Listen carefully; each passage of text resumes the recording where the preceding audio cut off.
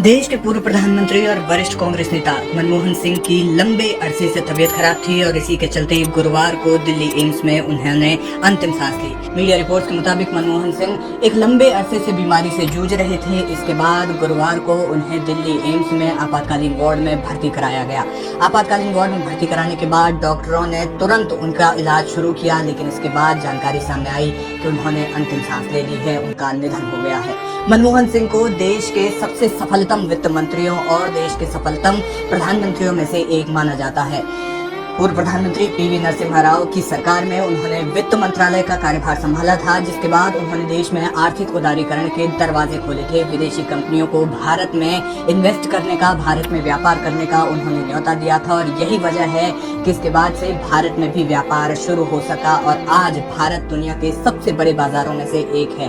भारत में जितने भी वित्त मंत्री हुए हैं उनमें से मनमोहन सिंह को सबसे सफल वित्त मंत्रियों की सूची में अव्वल दर्जे पर गिना जाता है। इसके बाद साल 2004 में वे पहली बार देश के प्रधानमंत्री बने और 2014 तक लगातार 10 सालों तक वे प्रधानमंत्री बने रहे। खास बात यह है कि उनके प्रधानमंत्रित्व कार्यकाल के दौरान एक भी बार उनके खिलाफ अविश्वास प्रस्ताव नहीं लाया गया था। उन्होंने कई अहम फैसले लिए। वे कुल 33 साल तक देश के उच्च सदन के सदस्य रहे और इस साल अप्रैल में राज्यसभा से सेवानिवृत्त हुए थे। साल 1998 से 2004 तक राज्यसभा में वे विपक्ष के नेता भी रहे।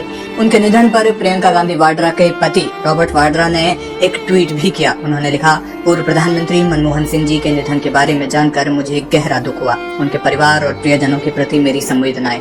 हमारे राष्ट्र के प्रति आपकी सेवा के लिए धन्यवाद। देश में आपके द्वारा लाई गई आर्थिक क्रांति और प्रगतिशील बदलावों के लिए आपको हमेशा याद किया जाएगा।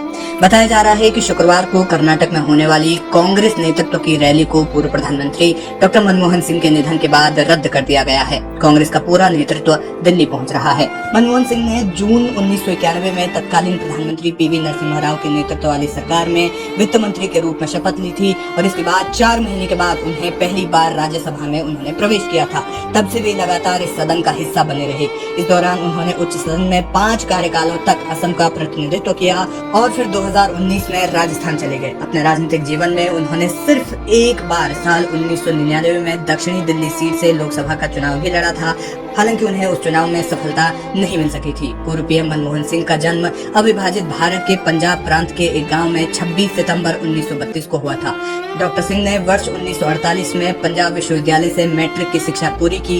इसके बाद उन्होंने अपनी आगे की शिक्षा ब्रिटेन के कैम्ब्रिज विश्वविद्यालय से प्राप्त की। 1957 में उन्होंने अर्थशास्त्र में प्रथम श्रेणी से ऑनर्स की डिग्री प्राप्त की। इसके बाद 1962 में उन्होंने ऑक्सफोर्ड विश्वविद्यालय के न्यूफील्ड कॉलेज से अर्थशास्त्र में डी.फिल किया। अपनी पढ़ाई पूरी करने के कुछ समय बाद वे राजनीति में सक्रिय